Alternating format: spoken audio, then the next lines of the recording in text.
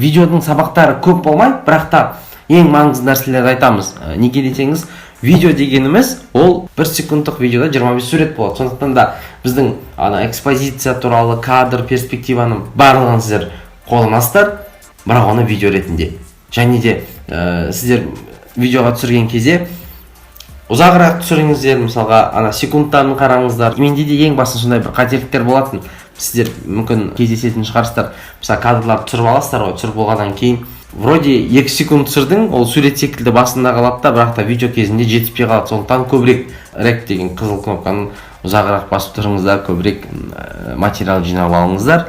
Негізінен сол заңдылық бойынша, енді бұл баспалдақ сияқты ғой, степ бай степ, сол заңдылықты, фотосуреттегі заңдылықтарды қолдана отыра, біз енді видеоға көшіп келдік. Видеоны сіздерге негізін айттым.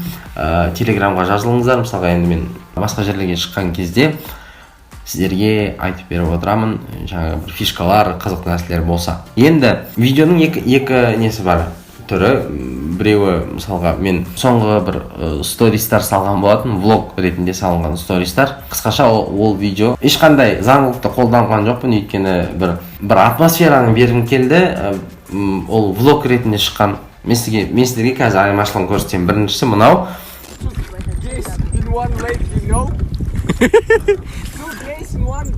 У нас Мирас в роли инвестора, поэтому у нас сегодня все бесплатно. Yes, of course. Брат, покажи свой костюм, мы специально костюм накинули. No, sorry, bro. After the lunch, maybe, I don't know. Lunch. Please, one picture. Not now. Вот два педика. Fuck this jacket. Сегодня мы ведем прямой репортаж с Кольцая. Два педика приехали на Кольцай и не знают, чем занять себя. Вот, сняли лодку. Johnny! Yes, papa. Eating sugar! Papa. Telling lies! Open your mouth! Очки передай. Вот у нас... Только инвесторы приезжают сюда на машине. У нас тут все серьезно, есть сопровод. Они до сих пор думают, что мы инвесторы. Наш инвестор.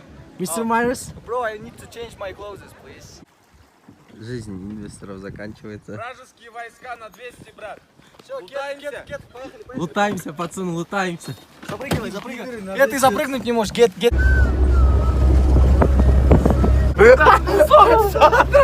Ең легче база. Местный дрифт. Пацаны, зонаға баратырмыз. Барған сайын жағдай тревожный болып отыр. Обновление скоро. Johnny! Yes, papa. Eating sugar! No, papa. Telling lie! No, papa. Open your mouth! Таңғы 5-тегі Skybard'ың алды ғыны. Королева, Танцпола, виски. кола.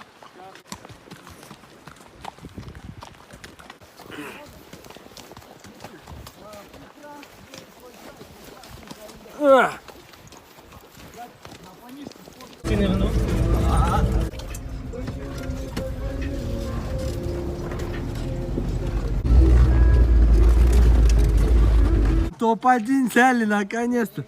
Back to reality! Такой вот у нас Душенский.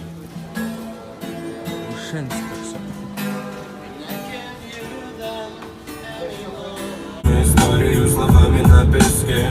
Беглецами от кого-либо дарая меня манит красота твоя, надо бы успеть. Біз Кольцайға барған болатынбыз. Енді ол кезде кішкене творчество, минимализм кадр деген бір жағдай болған жоқ.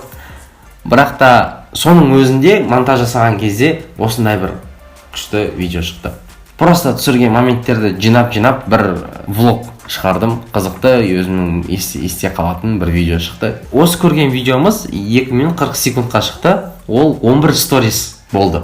Мен сіздерге осы видеомыз 11 сторис болды. Ал негізі материалды қарағанда мен 50 видео түсіріппін. Қарасаңыздар, мынандай 50 видео түсірген екенмін да, и осының ішінен ең керекті, ең қызықты моменттердің ішінен кесіп алдым, 11 сторис шықты. Ал былай сала берген болсам 52 сторис шығады деді. Сондықтан да бірінші бұл жерде нәрсе, сіздердің мен алдыңғы сабақта айтқандай, әрбір секунд, видеоңыздағы әр секунд оправданный болсын. Бір динамика болса, ол динамиканы ұстап тұруға тырысыңыздар. Бір атмосфераны болса, оны ұстап тұруға тырысыңыздар. Қызық емес, скучный болатын нәрселерді кесіп тастау. Айырмашылығын көріп тұрсыз ғой, 20 мен 11. Бірақ 11-дің өзі бір динамика. Енді екінші бір момент, ол художественный деп айтады. Художественный дегенде көп дыбыстар болмайды, көп сөздер қызықты емес, жай бір атмосфераны көрсету. Ол табиғат болуы мүмкін, ол адамдардың жүргені болуы мүмкін. Мысалы, сіз комментировать ете алмауыңыз мүмкін, камераға сөйлей алмауыңыз мүмкін. Сондықтан да болып жатқан бір нәрсені әдемі қылып көрсету. Олар мынандай bir video болуы мүмкін. Bir iskambil falında çıkmıştık birbirimize. O güzel kupa kızıydı. Sinek valesiydim bense. Gece yarısı o perşembe. Rastladım köprü üstünde. Ağlama dediğim o ağladı. Trabzanlardan indiğinde. Saçların mı ıslak yoksa ıslak mı yaşamak dedim. Senin için rüzgarda hep yağmur mu var? Gözlerin mi daldı yoksa sıkıldın mı sorulardan? Hiç geçmez mi gözlerinden bu sonbahar? Bir kar tanesi. Айырмашылығын айтып берейін. Бірінші видеода біз 25 кадр шығардық. Ол жерде слоумо деген нәрсе жоқ. Слоумо дегеніміз тез болған нәрсені ақырын қылып көрсету. Біздің көзіміз 1 секундта 25 сурет көреді. 1 секундта 25 сурет көреді. Ал мен сіздерге алдында айттым, 60-қа настройка жасап алыңыздар. 60-та кішкене качество телефонда жақсырақ шығады. 1 секундта кадр неғұрлым көп болса, сіздер оны монтажда ақырындата бере аласыздар, слоумо жасай аласыздар. Бірақ та егер де сіз 1 секундтағы 25 кадрды алып, оны ақырындатсаңыз, ол мына видео секілді болмайды. Ол стоп кадрдағы сүйкімсіз бір нәрсе болып шығады, ол мынандай болып қалуы мүмкін. Сондықтан да 60-ға қойып түсірсеңіздер абзал, өйткені оны кейін монтажда былай да қолдана аласыздар. Енді тағы бір нәрсе бар. Видеода, айфонда көбісінде бар, білесіздер, мынандай замедленный деген өздеріңіз байқайсыздар. Замедленный мен күндіз біреу суға секірген кезде түсіруге болады, бірақ қатты көп қолданудың сіздерге совет бермеймін, өйткені түнде оның бір минустары көп. Түнде замедленныймен түсірмей қойыңыздар. Оны күндіз суға секіргенде шынымен бір көрсететін нәрсе болса, соларды қолдануға болады. Telegram, неге Telegram деп айтам, бұл өте ыңғайлы бір платформа, өте ыңғайлы бір бағдарлама. Өйткені сіз Телеграмда кез келген музыканы тыңдай аласыз, және кез келген музыканы сіз iMovie'ге сала аласыз. Telegram бізге не үшін керек? Телеграмда мынандай бір бот бар. Мынандай бір бот бар. Міне боттың ссылкасы поисктан тауып аласыздар. YouTube'дан мен кез келген бір әнді алдым.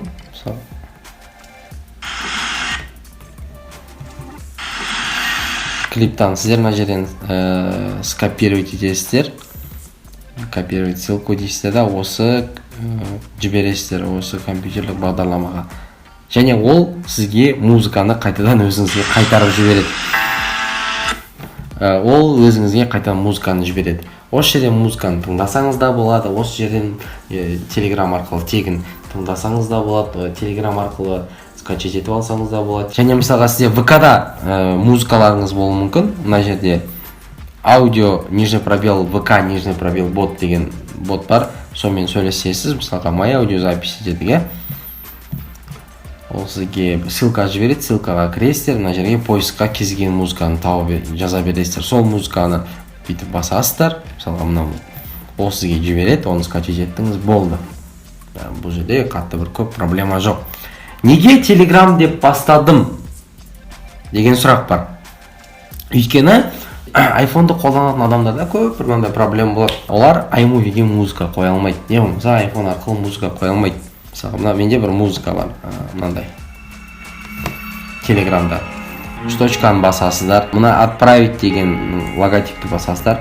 Мына жерден iMovie шығады сізде. Егер мына жерде iMovie шықпаса, мына жақтан қосып аласыздар. Менде iMovie шығып тұр бірінші орында. Ана музыкаңызды сіз iMovie'ге жібересіз. создать новый фильм болды, сіздің аудио дорожкаңыз мына жерге келді. Енді мен бағанағы видеоларымды алып шығарам қазір. Мынандай бір видео түсірдік, мына жерге мысалға машина келе жатады. Енді екінші видеоны мына плюс деді бастым. Екінші бір ходьба дедік қой, шақпен түсірген екінші бір видеоны қосамын. Ол болсын мынау. Енді мына жерде ортада нәрсетті көріңіз, мынау переход деп аталынады. Егер де осы переходты ауыстырсаңыз болады. Біріншісі, мен ең жақсы көретін мынау жай ғана линия прямой резание деп атайды, не болмаса жай ғана кесу, мынандай ауысады. Оны сіз мынаны қолдансаңыз да болады, наплывты. Мыналарды өтініш қолданбай қойыңыздар. Мына 2, 4, 5 дегендер, 2, 4, 5-ті қолданбай қойыңыздар. Мына переходтар керек емес. 3-ті де нежелательно. Маған өзіме ұнайтын бір. Енді ана жерде жарасып тұрса болатын 3-ті қолдануға, бірақ сол керек емес. Мына жерде көріп тұрсаңыздар, біз Lexus'un рекламасын түсіріп жатқан кезде мынау ходьбамен жақындадық.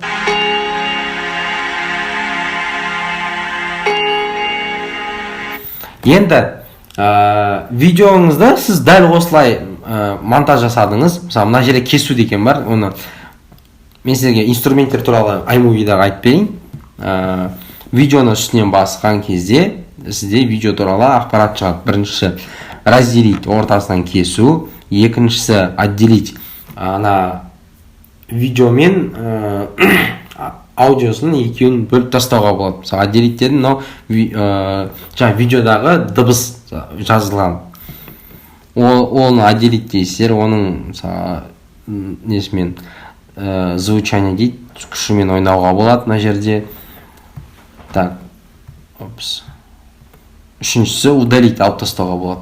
Одан кейінгі нәрселер, мынау замедление, бұл маңызды. Біз 60 кадрға түсірдік қой. 60 болса, оны мына жерден 1:2x дегенге апара аламыз. Не болмаса тездетіп жіберсеңіз болады осы жерден iMovie'да. Мына жерде тездеп кетті. Мына жерден керісінше ақырындатсаңыз болады. Енді оны өзіңіз білесіз, маған өзіме тездеткен қатты ұнамайды. Егер де бір білінбей тұрса, қатты білінген болса, ол ана Чаплиннің фильмдары сияқты мынандай болып кетеді. Сосын тездетпеуге тырысыңыздар. Менің өзім вкусым бойынша. Егер де сіз замедленный 240-қа түсірдік қой, бағана көрсеттім. Сол 240 болса, сіздер мына жерден 1:4, 1:8 дегендерге апара беріңіздер. iMovie'да өзі айтып береді, қайсысын қолданған дұрыс, қайсысын дұрыс емес деп. Ал кеттік. 1:2-ні біз қолдандық. Уже әдемірек шықты. Разницасын көрсеңіздер. Монтажда видеоңыз дайындап алғаннан кейін тура движениеден бастау керек. Түсіріп келе жатсыз ғой, движениеден басталсын, іс-әрекеттен басталсын. Ол бір орында тұрып барып жүру емес, сразу әрекеттен әрекетке кесіңіздер монтажда. Мысалға мына жерде мен келді, сразу бір движение екіншісіне. Мына видеоны алдық, замедлениядан 1:2-ге апарамыз. Мысалы, мына момент, көрдіңіздер ме, пересвет болып кетті моментте. Настройкасы бұзылып кетті. Осы жерді алам, разделить дедім. Мына жерін қайтадан жөндеп алған жерін алам, мына жерін алдым, разделить дедім, ортасын кесіп тастадым. Болды. Осылай керек емес жерлерін кесіп тастайсыздар. Керек емес моменттерді кесесіздер, удалить етесіздер. Осылай рекламаның монтаждары пайда болады, пайда бола бастайды. Мысалы, мына жерде қараңыздар, тень кетіп қалды, тень басталды. Мына қыздың бетіне кіріп. Осы жерін мен өзімнің қолымды кестім. Мынанда телефонға түсірілген кесіп тастадым. Міне осымен біздің кішігірім монтажымыз осылай көрінеді. Енді өте маңызды нәрсе. Видеоңызды мысалы кесіп дайындап алдыңыздар. Сіздер оны экспорт жасасаңыздар, каким-то образом ол квадрат болып қалады. Сондықтан да монтаждан кейін әр видеоны аласыздар, екі саусақпен бұлай бұрасыздар. Мынандай түрде шығар. Не болмаса алдын ала солай монтажда бастауға да болады. Мына жерден сіз өзіңізге музыканың ең керекті моментін кесіп алсаңыз болады. Ол да оңай. Алдыңыз музыканы разделить дейсіз, мына жерін кесесіз. И турасы кескен жерінен бастап ол кете береді.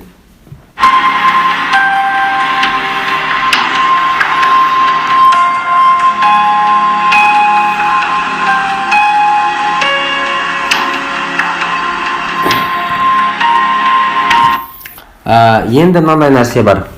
Мына сарының шетінен ұстап та қысқарта беруге болады. Енді ол өздеріңізге байланысты. Сіздерге қалай ыңғайлы. Музыканы да дәл солай басын солмен қысқартып жасаңыз болады негізі былайынан. Бұны басар. Бүйтіп ұстадыңыздар, шетіне апарасыздар.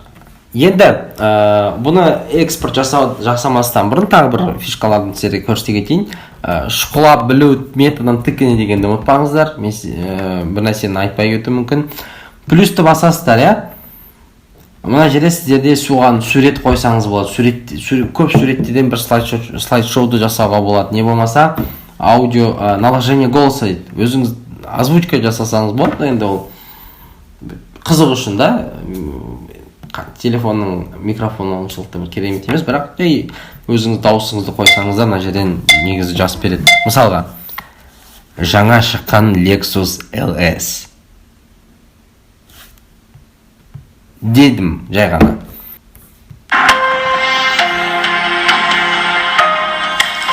Жаңа шыққан Lexus LS. Мысалы, сіздер дәл сондай өздеріңіз кез-келген жазуды дыбыс қоя аласыздар, сөздер сөйлей аласыздар. Енді ол жай фишка ретінде.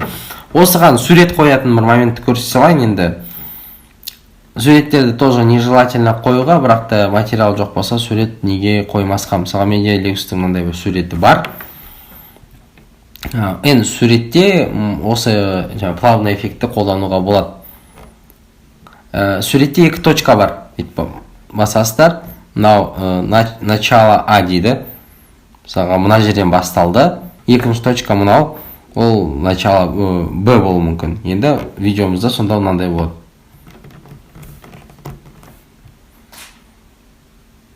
Осындай суреттермен бір видео слайд-шоу жасауға мүмкіндіктеріңіз бар. Көп суреттерді қолдану арқылы. Енді мысалға біздің видеомыз осы жерден бітті дерлік.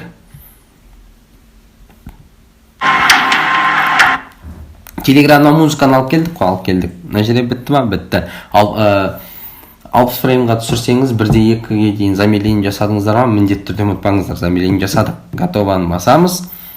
Экспортқа жібересіздер. Сохранить видео. HD 1080.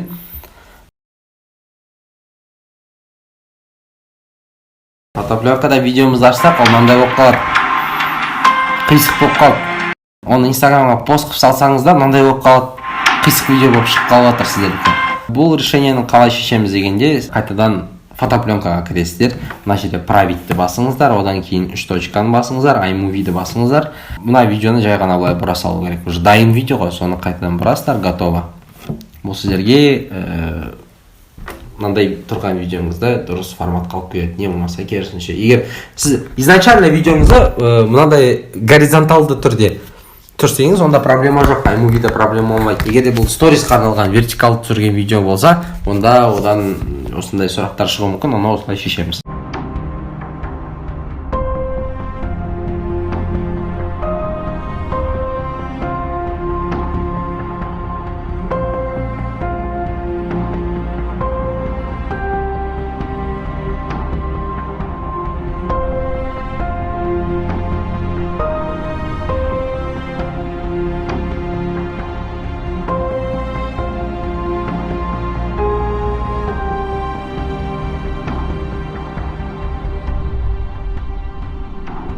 Енді краска қосу туралы әңгіме айтам. Бұл VS-ға кіресіздер. VS-ға кіргеннен мен өзім жақсы көретін приложение осы VS-ға. Бұдан да басқа көп бір баталамалар болуы мүмкін, рекламалар болуы мүмкін, өздеріңіз тауып көріп аласыздар. Мынау бар, плюсті басасыздар. Плюста видео деген бар. Видеоға кіріп, мынаны эффекттерін қолдана бересіздер. VS-ға айттым. Дәл суреттегі секілді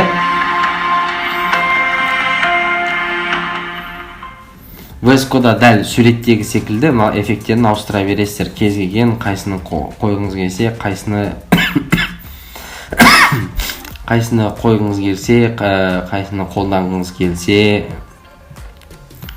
осы жерден выбирать етсеңіздер болады. Маған мына жерде E1 деген ұнап тұр, одан кейін G5 деген ұнап тұр да. Болды. Кезген, енді ұнаған өздеріңізге вкустарыңызға байланысты ғой. Енді бұл ол жерде әңгіменің барлығы. Ұнаған суретті дальше дедік, сохранять етеміз. Мынандай сұрақ болуы мүмкін, менде VSCO-да видео деген шықпай тұр деп. Суретте білесіздер, біз сіздерге тегін эффекттерді бердік. Өйткені суреттің эффекттерін сатып алып, оны жаңағы бір логин парольмен бәрі кіріп қолдануға болады. Андроидтардікін білмеймін, мүмкін бір интернеттен, Google'дан енді өздеріңіз қарап көріңіздер, мүмкін бар шығар, бар болса мен де Телеграмға жазам, тапсам. Бірақ нақты білетінім айфонда видеоға ондай нәрсе жоқ. Мен өзім және көп VSCO қолданатын адамдар сатып алады. Мынаны көрдіңіздер ме? Мына жерде VSCO X деген бар. VSCO X бір жылға 7000 теңге тұрады, қателеспесем. Міне разницасын мына видеодан көріп тұрған боларсыздар. Осыларды мен сатып алғам және сіздерге жылына 7000 теңге. Бұдан басқа VSCO-дан басқа тегін бағдарламалар бар. Соларды қолдана берсеңіз болады. Тіпті ең болмаса Instagramның өзінің эффекттері де жаман емес.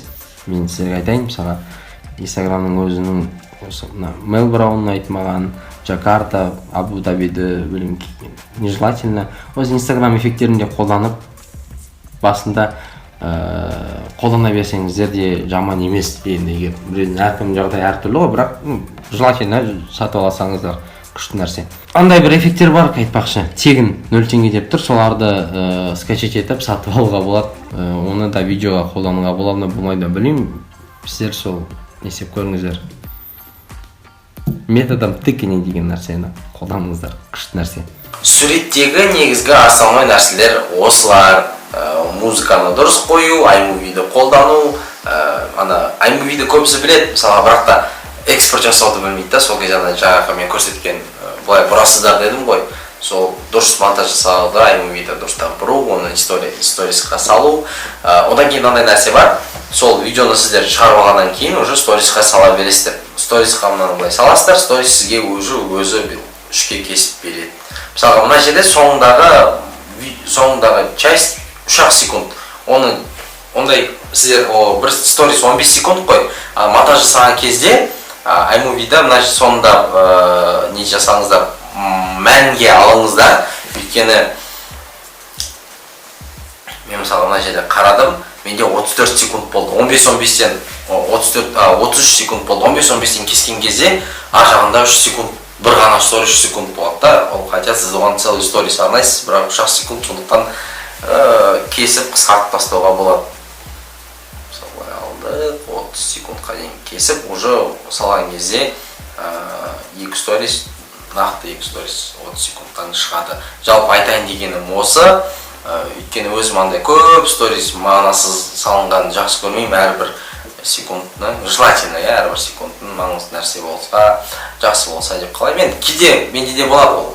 Кейде көп салып кетемін. Мысалы, қызық нәрселер, күлкінішті нәрсе болуы мүмкін. Менде де менің сторисім бәрі әдемі, бәрі атмосфера деп айта алмаймын, бірақ негізі стараюсь солай жасауға. Видеомен сіздер түсіріп жатсыздар ғой, бір қызықты фишка айтайын сіздерге. Сіздер уже суретті білесіздер ғой. Колесаға кіресіздер, мысалы, өзіңіздің қалаңызда машина сататын адамдар болса, соларға жай ғана хабарласып, саламатсыздар, менің атым осындай, мен мысалы телефонға суретке түсіре аламын. Ақша табудың самый элементарный бір жолы. Курстан өткен кейбір балалар солай жасайды. Менің атым осындай суретке түсіре аламын. Сіздер машина салып жатыр екенсіз, давайте мен сіздің машинаңызды суретке түсіріп берейін. И соған бізде бір балалар 4000 теңге алады, кажется, бір машина түсіргенге, оларда күніне 10 машинаға дейін түсіреді, күніне 40 000 теңге дегендей. Осылай бір қызықты фишкалар бар, енді оны бизнеске айналдырып тұрмыз. Біз қазір көбінесе творчество жайлы айтып жатырмыз сіздерге. В принципе, осы. Енді мен қазір Samsung телефондарда сәл басқаша ғой, Samsung'да iMovie жоқ, сондықтан соны келесі сабақта сіздерге айтып беретін боламын. Негізгі нәрселерді білсеңіздер, қалғаны сол вкус пен техниканың арқасы. Одан кейін ананы ұмытпаңыздар, естеріңізде бар, біз сіздермен телефонды айналдырып түсірдік қой. Ол қалай стабилизацияны, қалай ровно шығады десеңіздер, ол жерде стабилизация керек жоқ, қолмен түсіре бересіздер. Тек қана 60 фреймге түсіріңіздер да, кейін iMovie-ге, мысалы монтажға салып, оны 50%-ке дейін ақырындатсаңыз, ол өзі автоматты түрде өте әдемі болып шығады. Бар фишка бұл жерде осы ғана, бар секрет, барлық нәрсе айтатын негізі осы қиын нәрсе болып көрінуі мүмкін, бірақ та 120-ға түсіріп онда жазсаңыздар болады. проблема жоқ, өздеріңіз білесіздер. Стористқа салып тұрыңыздар, біздің сабақты көріп жатқандарыңыз, пост жазыңыздар, қандай пайдасы тиіп жатқанын бізде көрейік. Өте күшті студенттер шығып жатыр, ол студенттерді қарап, командаға алу туралы өзіміздің кішігірім ойларымыз бар. Жаңадан келіп жатыр ақырындап, сондықтан да сіздерді біз байқау үшін, ол посттарыңыз сіздердің жазылып, сіздерді байқау үшін қандай айырмашылық, қандай жұмыстарыңыз бар екенін көру үшін. Сондықтан бәріңізге рахмет, сау болыңыздар, келесі кездескенше.